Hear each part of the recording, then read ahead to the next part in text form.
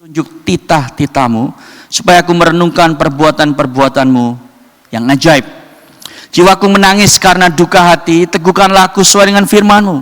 Jauhkanlah jalan dusta daripadaku, dan karuniakanlah aku Taurat-Mu.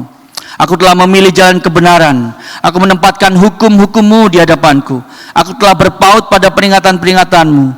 Ya Tuhan, janganlah membuat aku malu. Aku akan mengikuti petunjuk perintah-perintah-Mu, sebab Engkau melapangkan hatiku. Perlihatkanlah kepadaku ya Tuhan petunjuk ketetapan-ketetapan-Mu. Aku hendak memegangnya sampai saat terakhir. Buatlah aku mengerti, maka aku akan memegang Taurat-Mu. Aku hendak memeliharanya dengan segenap hati. Biarlah aku hidup menurut petunjuk perintah-perintah-Mu, sebab aku menyukainya. Condongkanlah hatiku kepada peringatan-peringatan-Mu, dan jangan kepada laba. Lalukanlah mataku daripada melihat hal yang hampa. Hidupkanlah aku dengan jalan-jalan yang Kau tunjukkan. Teguhkanlah pada hamba-Mu ini janji-Mu yang berlaku bagi orang yang takut kepadamu. Lalukanlah celahku yang menggetarkan aku, karena hukum-hukum-Mu adalah baik. Sesungguhnya aku rindu kepada titah-titah-Mu. Hidupkanlah aku dengan keadilan-Mu. Silakan duduk, demikian jauh pembacaan firman Tuhan. Saudara, selamat datang sekali lagi kepada Anda yang baru bergabung dan baru hadir di ICC Melbourne untuk pertama kalinya. Welcome. Kita ada di dalam seri khotbah Gospel Form Habits dari kitab Mazmur, dan kita sampai hari ini merenungkan topik Cling to the Word, bertaut kepada firman Allah. Saya ingin tanya kepada saudara, Valentine's Day kemarin siapa yang menerima kartu dari pasangan Anda, pacar Anda? Kami enggak, saudara, istri dan saya, karena sudah 20 lebih tahun menikah ya. Jadi kartu tidak perlu, yang perlu adalah sentuhan kasih gitu ya. Enggak perlu kartu. Nah, tapi misalnya begini, Anda terima kartu. Lalu Anda buka, tulisannya Dear Sam. Tidak mengacu kepada Sam yang ada di sini ya, tapi Dear Sam gitu. Lalu yang menerima, saudara, hatinya tiba-tiba berdegup keras. Lalu dia mikir, kenapa ya dia tulisnya Dear Sam? Kenapa enggak My Love gitu? Kenapa enggak Babe gitu ya? Kenapa Dear Sam? Terus dia lihat-lihat, kok enggak ada coklatnya? Kok enggak ada bunga? Nah saudara, dia mikir-mikir lama, hanya melihat dua kata yang pertama itu, Dear Sam. Apa dia sudah mulai tidak lagi cinta aku seperti dulu? Tidak lagi menggebu-gebu, jadi cuman Dear Sam. Saudara, kartu yang kecil itu dianalisa sampai detail banget. Seakan-akan itu jurnal artikel yang rumit gitu, padahal cuman kartu. Saya ingin tanya, apakah waktu Anda membaca firman Tuhan, sikapnya juga kayak begitu? Waktu Anda membaca tadi, atau di rumah misalnya, jiwaku melekat kepada debu. Apa artinya ya? Jiwaku, jiwa itu di mana sih? Di sini, di sini, di sini. Mana jiwa itu? Apa artinya melekat pada debu? Debu itu kan kotor. Debu itu kan kalau orang lagi ada penguburan. Apa artinya jiwaku melekat pada debu? Kenapa pemazmur berdoa seperti itu? Apa yang terjadi dengan dia? Saudara mikirnya kayak gitu? Atau Anda cuma bilang, ya pemazmur ini memang selalu bete, selalu suasananya itu minor gitu ya, nggak pernah happy. Udahlah, males gitu ya. Langsung Anda tutup Alkitab, lalu Anda melakukan pekerjaan yang lain atau ngeliatin Instagram. Saudara, masalahnya adalah kita seringkali terburu-buru dan asal-asalan pada waktu kita membaca firman Tuhan. Padahal firman Tuhan itu bukan sebuah puzzle yang kita harus pecahkan. Firman Tuhan itu seperti surat cinta yang Tuhan tulis bagi Anda. Tapi seringkali kita itu cuekin surat cinta tersebut. Mari hari ini saudara kita melihat firman Tuhan yang baru kita baca tadi sebagai surat cinta dari Tuhan, dan kita coba perhatikan sehingga membaca dengan serius, bertaut kepada firman Tuhan itu menjadi kebiasaan Anda dan saya setiap hari. Bukan karena kita gereja Presbyterian yang menganut reform teologi dan percaya kepada gospel, bukan karena itu saja, tetapi karena kita tahu bahwa hanya firman Tuhan yang bisa menghidupkan Anda dan saya dalam arti yang sesungguhnya. Mari kita melihat, saudara, headings yang ada di sana. The dust we cling to, the word who gives life, and the spirit who makes us run. Dari ayat 25 sampai yang ke-40. Mari kita lihat yang pertama. Apa artinya jiwa melekat kepada debu? Saudara, yang menarik adalah ketika pemazmur itu berdoa, ada 5 layers, saudara, yang muncul dalam doanya. Dia bilang gini di ayat yang ke-5, jiwaku melekat pada debu. Itu bicara soal kerapuhan eksistensial. Dia mengatakan bahwa aku ini, Tuhan, sudah dekat kepada kematian. Itu artinya, saudara. Kita masuk di masa prapaskah, masa Lent. Kita diingatkan bahwa kita ini cuma debu, embodied dust basically. Lalu dia bilang, jiwaku hancur karena duka hati. Dia capek, saudara, secara emosi. Condongkanlah hatiku kepada peringatan-peringatanmu dan jangan kepada laba, kepada profit, kepada cuan. Itu keinginan hati yang salah kaprah. Lalukanlah mataku, turn my eyes away dalam bahasa Inggris, daripada melihat worthless, hal-hal yang hampa, dari berhala. Itu bicara soal penglihatan yang seringkali menyesatkan. Jauhkanlah daripadaku celah atau merasa malu yang kutakuti. Takut malu, saudara. Itu yang dia alami, dan ini sebetulnya adalah sebuah pertobatan yang intelijen menurut saya. Kenapa intelijen? Karena dia tahu persis kondisi hatinya. Saudara, kadang-kadang kalau kita berdoa, seringkali bahkan, kita cuma doa, Tuhan ampuni dosaku, Engkau tahulah apa itu, amin. Ya kan, cuma begitu. Tapi pemazmur tahu persis kondisi hatinya. Dia mengatakan, Tuhan, mataku ini seringkali melihat hal-hal yang aku nggak seharusnya lihat. Hatiku ini selalu condong kepada profit yang seharusnya tidak aku ambil karena itu menjauhkan aku daripada Tuhan. Itu hatiku, Tuhan. Hatiku itu selalu mau ngeloyor pergi dari Tuhan. Dia tahu persis, saudara. Masalah dia yang terutama bukan terjadi di luar dirinya, tapi di dalam hatinya. Dan dia mengakui setiap dan semua kondisi hati tersebut kepada Tuhan.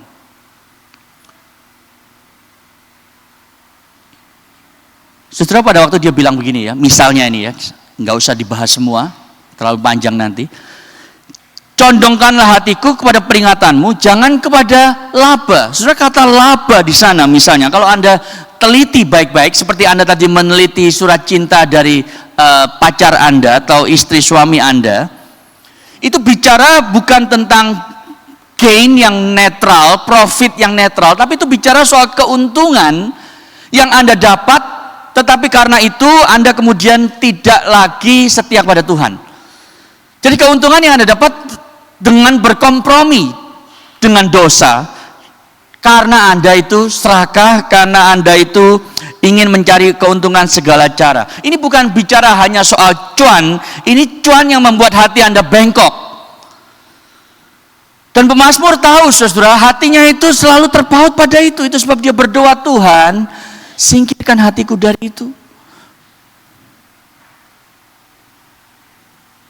Dan dia tahu, saudara, kalau dia tidak dibentuk oleh firman Tuhan, dia akan dibentuk oleh dunia. Nggak ada ground yang netral. Kalau Anda tidak dibentuk oleh formasi spiritual dengan firman Tuhan, Anda dibentuk oleh dunia. Saya ingin menjelaskan ini lebih dalam lagi dengan analogi, karena mungkin lebih mudah. Anda mungkin pernah dengar nama Jim Carrey. Siapa yang belum pernah nonton Truman Show? Belum pernah? Kalau mahasiswa ICC yang datang ke ICC jarang nonton film, saudara, karena baik studi terus ya, belajar terus. Jadi nggak pernah nonton film, ya. Tapi nonton nggak apa-apa sebetulnya, saudara ya. Asal Anda tahu filter firman Tuhan harus dipakai, gitu ya. Nah, Jim Carrey adalah seorang aktor yang sukses banget, saudara. Dan dia bilang begini, I think everybody should get rich and famous and do everything they ever dream of, so they can see that it's not the answer. Bagus ya kalimatnya. So dia ngomong gini bukan karena dia itu adalah seorang loser, tapi karena dia itu justru sukses banget. Anda tahu ceritanya. Dia itu tinggal di keluarga waktu dia kecil yang sangat-sangat miskin, saudara. Keluarganya itu tinggal di van. Hidup dari satu campground ke campground yang lain. Homeless. Dan di dalam masa-masa gelap itu, dia membuat janji pada dirinya sendiri. Saudara, apa yang dia lakukan? Dia nulis satu cek. $10 juta, tanggalnya itu jauh di masa depan. Lalu dia bilang kepada dirinya sendiri, satu hari nanti, aku akan bisa punya $10 juta di account bankku.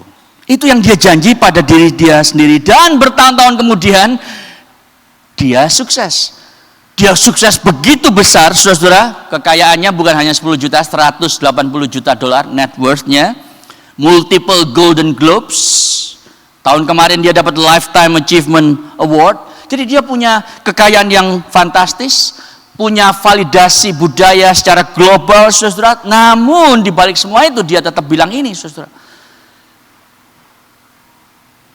Sampai engkau sukses baru tahu bahwa itu bukan jawabannya. Kenapa, saudara, dia bisa bicara seperti itu? Karena argumen bahwa kalau Anda itu merasa kosong, Anda harus sukses lebih lagi, itu adalah argumen yang dibangun di atas kebenaran separuh. The argument that if you feel empty, you've not achieved enough is built on half truth. Kebenaran separuh hasil rekayasa budaya modern yang menipu Anda mentah-mentah. Kebenaran separuh yang bilang bahwa engkau itu cuma debu. Itu sebabnya harus mengejar kemuliaan dengan apa? Dengan kesuksesan, dengan prestasi dan seterusnya. Karena kalau betul kita itu cuma debu saja, saudara, maka seharusnya kekayaan membuat kita itu bahagia. Maka seharusnya status membuat kita itu stabil dalam identitas. Maka seharusnya ketenaran itu membuat kita itu punya harga diri yang aman. Tapi Jim Carrey bilang, itu bukan jawabannya. Justru malah ketika kita itu tenar, sukses dan seterusnya, kita lebih mudah merasa anxious. Kita lebih mudah merasa languishing, kecapean, akhirnya burnout dan seterusnya, saudara. Anda tahu masalahnya di mana? Karena itu masalahnya kebenaran separuh, saudara. Betul kita itu dibuat dari debu. Kejadian 2 ayat 7 mengatakan, kita itu dari debu dan akan kembali menjadi debu. Tapi itu cuma half of the story. Lalu separuhnya lagi apa dong? Separuhnya lagi adalah Kejadian 1 ayat 25 dan 26 dan 27 bahwa Anda diciptakan di dalam apa? Imago Dei, rupa dan gambar Allah. Itu sebabnya, saudara, kita itu diciptakan untuk berpartisipasi menikmati kemuliaan Allah juga. Jadi, summary-nya, saudara, adalah ini. Substansi kita debu, tujuan kita adalah kemuliaan. Mazmur pasal yang ke-8 mengcapture tension ini di dalam diri kita. What is man that you mindful of him? Itu bicara soal fragility, kita itu sangat rapuh dan rentan. Tetapi pasal ayat yang kelima mengatakan, but you crown him with glory and honor. Itu bicara soal dignitas kita sebagai manusia. Jadi saudara, masalahnya gini. Kalau kita cuma kebenaran separuh, tidak heran saudara, kita itu kemudian mencari kemuliaan dari debu. Itu masalah besar manusia. When you attempt to extract glory from dust, debunya apa saudara? Kekayaan, karir, apalagi status, validasi. Gak heran Anda merasa Anda itu depleted, Anda kecapean, Anda kecewa dan seterusnya. Kalau Anda mahasiswa hari ini baru tiba di Melbourne, mau studi berbagai macam bidang, Anda berharap, orang tua Anda berharap Anda akan jadi sukses, Anda akan punya pekerjaan yang fantastis di perusahaan yang luar biasa. Kalau itu glory yang Anda ingin ambil, Anda akan kecewa nanti. Atau Anda seorang profesional yang kepengen jadi partner, managing partner gitu kan keren. Kalau kenalan sama orang, nama siapa? Setelah itu apa? Setelah ngomong nama, nomor 2 adalah kerja di mana gitu ya. Kalau kita jawabannya saya managing partner Citibank gitu ya, atau Accenture Consulting, kan keren banget saudara. Kadang-kadang Anda tuh berdirinya di atas 5 cm di atas tanah gitu kan. Tapi kalau Anda bilang namanya siapa, kerja di mana, saya sekarang sedang gimana ya, in between jobs gitulah istilahnya, 17 tahun sudah. Kan nggak enak saudara. Kita jadi kayaknya tuh aduh gimana. Terus, tapi kalau kita berharap bahwa status kita, kebahagiaan kita akan muncul dari pekerjaan kita, saudara akan kecewa. Semua ini hal yang baik saudara, kalau Anda dapat pekerjaan yang baik, kalau Anda itu menjadi managing partner dan seterusnya. Tapi kalau itu menjadi fondasi kebahagiaan dan identitas Anda akan kecewa. Kenapa? Karena Anda dibuat untuk kemuliaan, bukan tanah. You were made for glory and not dust. Tetapi dosa itu sudah mengungkung Anda di dalam eksistensi yang hanya dibatasi oleh debu. Dari debu menjadi debu. Ini loh masalahnya si pemazmur. Dia itu merasa depres, saudara. Bukan karena hidup itu sulit bagi dia. Dia merasa depres karena saya ini kejepit. Dibuat dari debu, nanti akan kembali jadi debu. Dan mataku selalu menuju melihat kepada hal-hal yang hampa. Hatiku mengacu kepada profit yang membuat aku jauh dari Tuhan. Aku celaka. Itu sebab dia berdoa kepada Tuhan. Dan saudara perhatikan doanya lagi, ayat yang ke-26. Dia bilang gini, jalan hidupku telah aku ceritakan. Ini kenapa saya sebut pertobatannya itu intelijen banget. Karena dia bilang, jalan-jalan hidupku telah aku ceritakan semuanya. Saudara kalau ngaku dosa sama Tuhan, berdoa sama Tuhan sebelum membaca firman, saudara akuilah semuanya. Jalan-jalan yang nakal, jalan-jalan yang licik, jalan-jalan yang dingin, jalan-jalan yang membuat Anda itu jauh dari Tuhan. Setiap jalan itu Anda akui. Tuhan ini saya ini begini, saya ini begitu. Orang lain gak ada yang tahu, tapi saya itu terbuka di hadapan-Mu. Saya seperti ini Tuhan. Kapan terakhir kali Anda mengaku dosa seperti itu? Pemazmur mengerti saudara, dia melekat kepada debu. Itu sebabnya dia tidak berdoa gini, berikan aku kepandaian yang lebih, berikan aku training yang lebih canggih ya Tuhan. Tidak saudara. Dia doa, berikan aku hidup. Give me life. Revive me oh Lord, karena aku mati. Kalau bukan Tuhan membangkitkan aku secara rohani. Dari mana itu bisa terjadi? Kita lihat poin yang kedua, saudara. The word who gives us life. Saudara, kalau Anda baca Mazmur 119, itu panjang banget ya, 176 ayat. Ya kan? Tapi kunci untuk memahami 119 dari Mazmur, itu saya baru pahami beberapa tahun yang lalu, saudara, ketika saya membaca commentary yang ditulis oleh Christopher Ash. Dia mengutip Bonhoeffer yang bilang begini, Mazmur 119, ini saya terjemahkan secara bebas ya, itu biasanya mumet saudara, angel, sulit gitu ya untuk kita, karena panjang dan karena sama, berulang sama. Lalu dia bilang begini, itu sebabnya kita harus bacanya itu secara pelan, word by word, sentence by sentence. Baru kita akan menyadari yang saya garis bawah itu. The apparent repetitions are in fact new variations on the theme, the love of God's word. Intinya cuma satu, saudara. Kecintaan pemazmur itu terhadap firman Tuhan dan kebergantungannya kepada firman tersebut. Itu sebabnya Anda lihat di dalam apa yang dia tulis tadi di ayat-ayat yang kita baca, firman Allah itu dipakai kata-kata yang berbeda-beda, ada emphasis yang beda, tapi intinya sama, saudara. Lihat, firmanku, ketetapanku, ketetapanmu, cita-citamu, Tauratmu, peringatanmu, perintahmu, jalanmu, janjimu, hukum-hukummu. Dia sedang mengatakan, saudara, firman Tuhan itu begitu limpah, begitu kaya. Anda bisa melihatnya dari berbagai angle dan nggak akan selesai. Saudara, Anda bisa hidup 90 tahun, 100 lebih tahun, Anda tidak akan bisa habis menyelami firman Tuhan ini.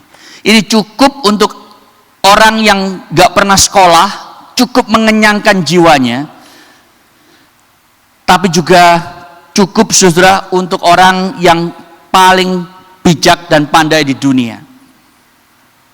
Dan tidak ada satupun dari mereka yang akan habis menyelami kedalaman dan kelimpahan firman Tuhan.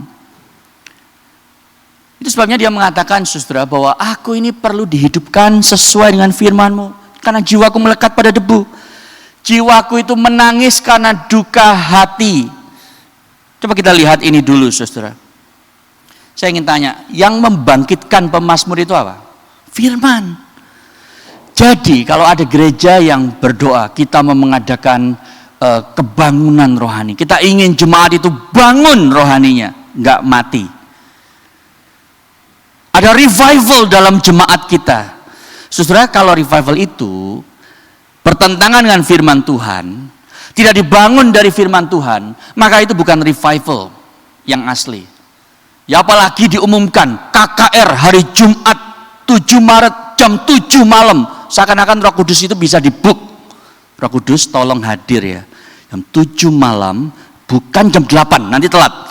Ya, jangan jam 5, kita belum mulai. Jam 7 persis, KKR mulai, Roh Kudus bekerjalah. Saudara, emang bisa di booking seperti itu?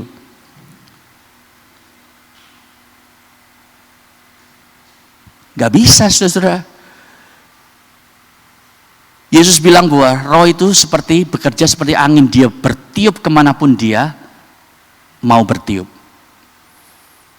Jadi, saudara, kalau engkau ingin kebangunan yang sejati, saudara, itu harus dibangun berdasarkan firman Tuhan. Itu yang dia katakan, saudara. Yang kedua, dia menulis di ayat 28, jiwaku nangis karena duka hati. Dalam bahasa Inggris, jiwaku itu leleh, melting from heaviness. Waktu saya baca itu ya, saya ingat melting moments. Siapa yang pernah makan melting moments? Atau siapa yang nggak pernah makan melting moments? Anda tahu melting moments? Yoyo itu loh. Ya, bateri biskuit yang kecil, warnanya kuning, kadang-kadang merah gitu ya, penuh zat-zat pewarna memang. Tapi begitu digigit, saudara, wah itu langsung leleh di mulut gitu ya, lumer di mulut. Nah, pemazmur juga begitu, saudara. Cuman bedanya yang lumer bukan biskuit, bukan melting moments, bukan yoyo. Yang lumer adalah jiwanya. Karena dia tuh ditekan begitu rupa, saudara. Sesak nafas seakan-akan. Lalu dia bilang apa? Kuatkanlah sesuai apa? Firman-Mu. Jadi kalau Anda sedang letih lesu, Anda sedang bete, Anda sedang konflik dengan pasangan, dengan orang di rumah, Anda merasa jiwamu itu tertekan. Saudara, apa yang terjadi? Apa yang Anda lakukan? Oh, saya ini Pak, ambil es krim di kulkas 2 liter, lalu saya makan habis langsung dalam 1 kali duduk gitu ya. Lega rasanya. Atau saya ambil kunci mobil, saya nyetir sekenceng-kencengnya supaya nggak kesel gitu. Nah, itu namanya eskapisme, saudara. Itu namanya Anda self-medicate. Nah, pemazmur tahu kalau dia sedang tertekan, dia lari kepada firman Tuhan. Karena firman Tuhanlah yang bisa meneguhkan dia, menenangkan dia lagi. Anda dan saya tahu itu bukan refleks kita. Dan pemazmur tahu betapa rentannya dia untuk tidak melakukan itu sebab dia perlu berdoa, teguhkanlah aku sesuai firman-Mu, bukan sesuai omongan orang, bukan sesuai apa yang dunia katakan. Jadi bagaimana, saudara, supaya Anda dan saya bisa tetap lari kepada firman Tuhan? Jawabannya adalah nggak mungkin. Nggak mungkin, saudara, dengan kekuatan kita sendiri. Itu sebabnya, puji Tuhan, apa yang kita tidak mungkin lakukan, Yesus lakukan bagi kita. Tidak heran kemudian di Perjanjian Baru, Yohanes 1 ayat 14 berkata, firman itu, the word of God itu telah menjadi daging, berkemah di antara kita. Itu sebabnya saudara, saya tulis begini, bahwa pada waktu si pemazmur ini berdoa untuk kebangunan jiwanya, untuk kekuatan melalui firman itu, dia belum tentu bisa begitu setiap kali. Tapi di Matius 4, kita lihat siapa? Dia yang adalah firman yang menjadi daging itu, Yesus, berdiri di padang gurun, mewakili kita melawan si jahat ketika dia itu lapar, dicobai dan menderita, saudara. Apa yang dia lakukan? Dia memegang erat firman Bapaknya. Jadi pada waktu refleks kita itu lari dari Tuhan, Yesus refleksnya selalu memegang firman Tuhan itu dengan begitu kuat. Cling to the word. Jadi saudara, Anda harus membaca Mazmur 119 dari kacamata Injil. Apa yang didoakan pemazmur 119 dipenuhi, digenapi oleh Kristus. Kok bisa? Ini jawabannya, ya. Tapi ini bukan kuliah, jadi meskipun bentuknya kayak kuliah begitu ya, bukan kuliah teologi, saudara, ini khotbah. Tapi saya akan jelaskan dengan cepat saja. Karena saudara tahu setiap doanya itu digenapi di dalam Kristus. Waktu pemazmur bilang, jiwaku melekat pada debu, bangunkan aku, bangunkan aku. Saudara, 3 kali Yesus berdoa, Yesus berkata kepada si jahat di Matius 4, ada tertulis, ada tertulis. Condongkan hatiku, jangan kepada laba. Iblis itu menawarkan kenikmatan kekerajaan dunia, tapi Yesus menolak itu karena dia tahu dia hanya menyembah Allah Bapa, bukan si jahat. Lalukanlah mataku dari hal-hal yang hampa. Iblis menunjuk kepada kerajaan dunia, kemuliaan dunia. Yesus menolak mahkota tanpa salib, saudara. Jauhkanlah padaku dari celah atau rasa malu yang aku takuti. Yesus tidak menghindari rasa malu. Itu sebab penulis kitab Ibrani mengatakan ia menanggung kehinaan, ia menanggung rasa malu itu di kayu salib demi Anda dan saya. Pemazmur berdoa, dalam keadilanmu hidupkanlah aku. Yesus, saudara, justru melalui ketaatan sempurna di kayu salib itu, di mana kita telah gagal, Yesus taat kepada Bapaknya, dan sekarang kebenarannya itu diberikan kepada Anda dan saya. Inilah Injil, saudara. Inilah kejelasan Injil yang kita dapati dari melihat apa yang pemazmur doakan, yang digenapi oleh Kristus. Maksud saya adalah begini, saudara. Injil itu bukan masalah good advice, nasihat yang baik. Karena celakalah orang Kristen yang ke gereja lalu dengar message good advice dari mimbar. Dan cuma dibilang, kamu harus bertahan, bertaut, berpegang pada firman Tuhan seperti Yesus. Lihat Yesus waktu dicobai, dia bilang ada tertulis, ada tertulis, ada tertulis. Gitu dong jadi orang Kristen. Saudara, kalau Anda dengar message seperti itu, Anda akan memikul beban yang lebih berat pulang dari gereja dibanding beban yang Anda pikul datang ke gereja. Betul? Amin, saudara. Karena Anda bilang gini, kapan gue bisa jadi kayak Yesus? Jangankan kayak Yesus, boro-boro. Jadi kayak Petrus dia susah, apalagi jadi kayak Yesus gitu kan. Tapi gospel itu bukan masalah good advice. Gospel itu adalah good news, saudara. Dan ini good newsnya. Anda tidak mampu taat firman Tuhan. Yesus sudah taat firman Tuhan, 100%. Dia menghidupi hidup yang seharusnya Anda dan saya hidupi. Tapi nggak bisa. Lalu dia mati menanggung konsekuensi dosamu. Sekarang di dalam dia, saudara, Anda dan saya diberi kekuatan, diberi kemauan untuk taat kepada firman Tuhan. Itu the good news of the gospel. Kenapa good news? Karena Yesus sudah menang. Dan kemenangannya itu ditransfer kepada Anda dan saya. Seakan-akan Anda dan saya tidak pernah lupa saat teduh. Tidak pernah malas baca firman Tuhan. Di mata Allah kita nggak pernah, saudara. Kenapa? Karena Yesus. Itu sebabnya sekarang kalau Anda ngerti Injil, Anda akan semakin digerakkan. Tuhan, aku mau berpegang pada firman-Mu. Nah, kalau itu sudah terjadi, Kalau Anda sudah mengerti itu, maka saudara yang terakhir, yang ketiga adalah roh itu mengerjakan di dalam diri kita apa yang Kristus sudah berikan, sehingga kita mampu berlari. Lihat ayat 32, saudara. Di dalam bahasa Indonesia tidak muncul kata running, tapi dalam bahasa Inggris jelas ada di sana. I will run in the way of your commandments when you enlarge my heart. Saudara, ini menarik sekali karena sekarang dia beda, saudara. Setelah berdoa, tadinya keling melekat pada debu, lalu sekarang melekat pada firman. Itu sebabnya sekarang dia bisa lari. Lari untuk melakukan pekerjaan Tuhan, mentaati firman-Nya. Jadi movementnya itu seperti ini, saudara. Apa yang dia doakan, yang dia inginkan, Kristus sudah genapi karena dia nggak mampu. Apa yang Kristus sudah genapi, dia sekarang berikan kepada kita pada waktu kita percaya kepadanya. Dan apa yang Kristus sudah berikan kepada kita waktu kita percaya kepadanya, Roh Kudus yang secara progresif mengaplikasikannya kepada Anda dan saya. Jadi saudara lihat pola Injil yang ada di sini. Ya tadi pemazmur bilang gini kan, aku akan lari kalau Tuhan memperbesar hatiku. Itu saudara maksudnya. Jadi pertanyaan saya gini, apa artinya hati kita, hati Anda dan hati saya itu diperbesar? Saudara, hati kita diperbesar itu artinya gini, nggak usah susah-susah kok.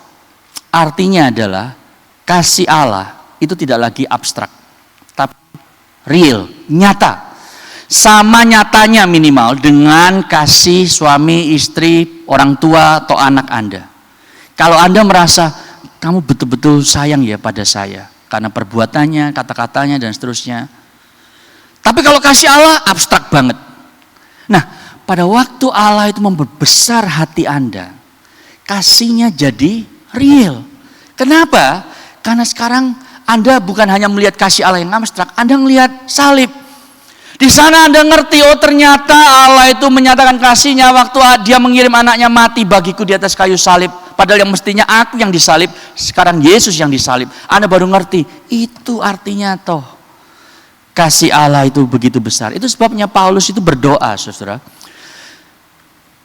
Ini artinya ya, obedience is not the outcome, bukan hasil, tapi it's not the cause, bukan penyebab Allah itu memperbesar hati kita, tapi akibat dari Allah memperbesar hati kita. Itu sebabnya ketaatan Kristiani bukan dipaksa, bukan karena takut dihukum Allah, tetapi karena sukacita. Dan Paulus berdoa begini, saudara, supaya orang Kristen di Efesus, Anda dan saya sekarang, memahami betapa lebar, panjang, tinggi, dan dalam kasih Kristus, dan dapat mengenal kasih itu. Dan itu doa pemazmur, saudara. Saya pikir waktu Paulus nulis ini ya, dia baca Mazmur 119 mungkin. Kemungkinan besar, dugaan saya begitu. Nanti kalau ketemu dia di surga saya tanya dia. Betul nggak Pak Paulus nulisnya karena ingat pemazmur 119 ayat yang ke-32 gitu ya. Kenapa saudara? Karena dia tahu bahwa ketika Tuhan memperbesar hatinya dan mengerti betapa panjang, lebar, dalam, dan tinggi kasih Kristus, semakin Tuhan memperbesar hatiku, semakin aku berlari untuk mentaati perintah-perintahnya, mengenapi rencananya. Saudara, itu rahasia hidup Kristen. Itu rahasia pelayanan Kristen. Hati Anda diperbesar supaya Anda mengerti kasih Allah dengan real melalui kematian Kristus dan kebangkitannya. Semakin Anda mengerti itu, maka semakin Anda itu mau hidup bagi perintah-perintahnya, taat kepada Kristus. Mau saudara Anda seperti itu? Kita akan berespon dengan datang ke meja Tuhan hari ini. Mari saya undang Anda